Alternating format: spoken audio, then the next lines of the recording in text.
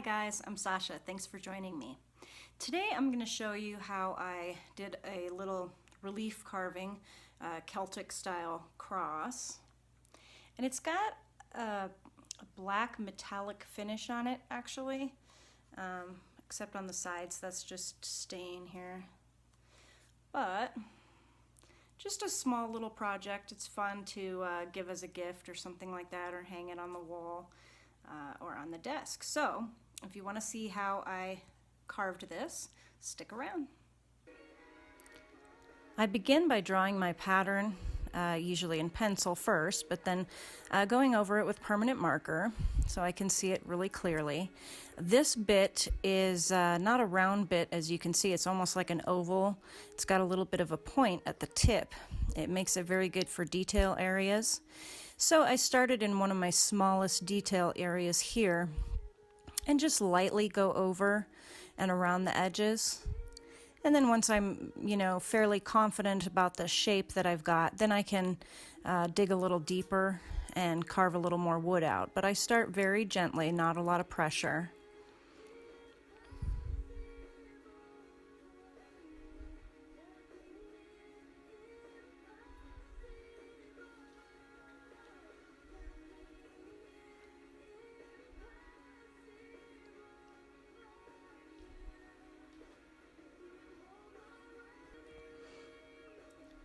And then after I get my basic shape carved in, then I just continue to go until I feel like I've got the depth that I want, and continue to clean up those edges.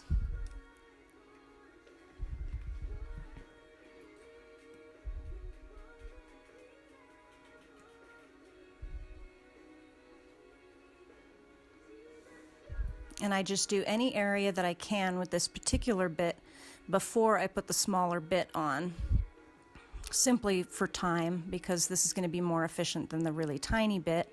And here I have the very small detail bit.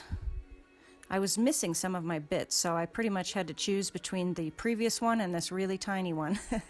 So I just went for the really tiny one. So this is really good for super small detail. It does take me a little bit longer here than it might have if I would have had all my bits. I found them about halfway through the project, so you'll see when I eventually switch over to a good in-between size bit. But here I'm using a very small detailed bit.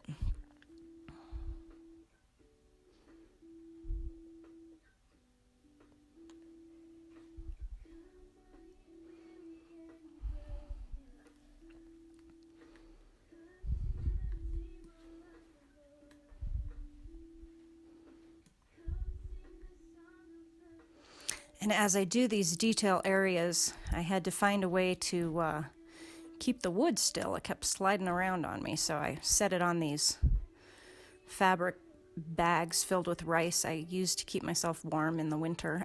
Put them in the microwave and warm them up and keep my feet warm. But they worked well for keeping the wood from moving around on me.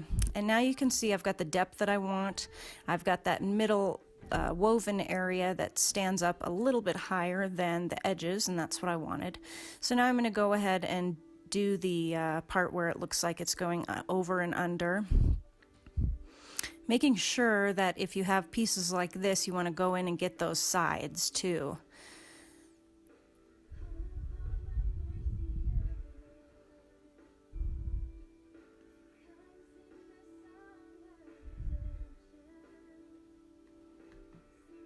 And this bit is actually my small carving bit that I found about halfway through my project. So this is the bit that's the perfect size for this. You don't quite need that super tiny detail bit. That's really, honestly, it's probably more for engraving than it is for carving, but it's good for details. So here I've sanded everything out. These are the chainsaw sharpening stones that I use for my sanding, and they've got a flat bottom, so I sand and smooth all of the negative space with that bit. And here I'm just shaping these corners, kind of get them to match that circle area. And I did a lot of sanding by hand with all the edges. I rounded out all of those edges as much as I could by hand. Please excuse my paint on my hands. I'm also doing exterior painting on my house. But I just take a fine sandpaper and fold it so it gets small, but it's also stiff, and it'll really get in there and do those detail areas.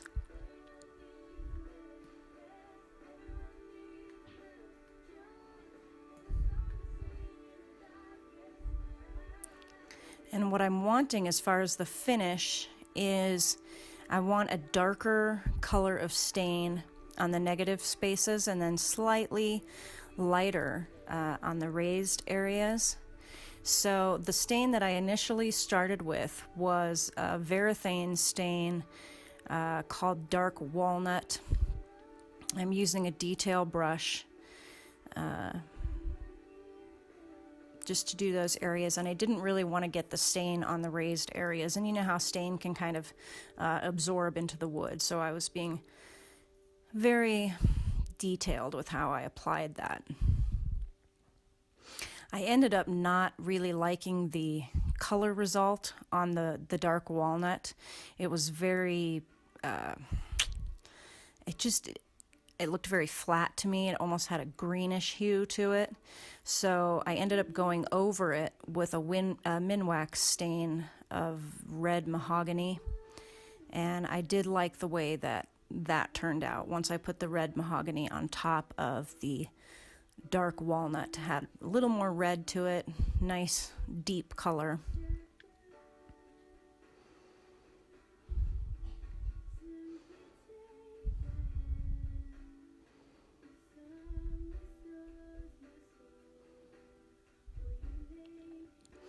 So there it is, you can see with the red mahogany. It's got a nice color to it. And now I was going to go over the raised area with just the red mahogany, thinking that I would get a very slight difference because I had the dark walnut on the negative areas. And honestly, it turned out to be such a subtle difference, you almost can't tell. And I was not feeling like it was the finish that I wanted on there. So I decided once I was finished staining, I wanted to go ahead and go over the negative spaces with a black furniture wax. But when I went to get the black furniture wax, I found something else that grabbed my eye. It was a rub-in black metallic finish that I've never used before. I found it at Hobby Lobby. So that's what I'm trying here, rub-in buff. And I wasn't sure about the metallic, but it's kind of interesting, as you can see. I got a cheap paintbrush just to push it in there, but I soon discovered that the bristles were too long and it was not working very well. So I simply cut off about half the length of the bristles with a scissor, and that worked much better. I just squeezed the product right in there and then worked it in with my brush to all those areas, trying to get all the little nooks and crannies.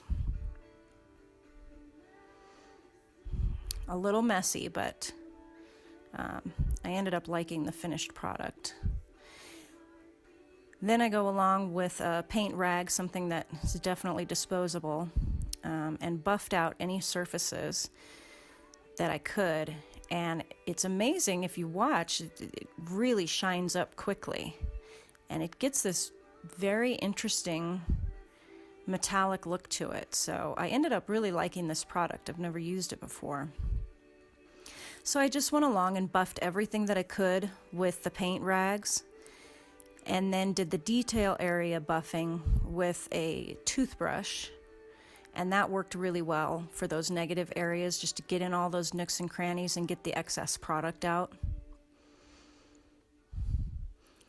And so once I buffed this finish in, I was really happy with the finish, so this is what I decided to, that's when I called it finished. I didn't even put a protector coat on it because this is a furniture wax.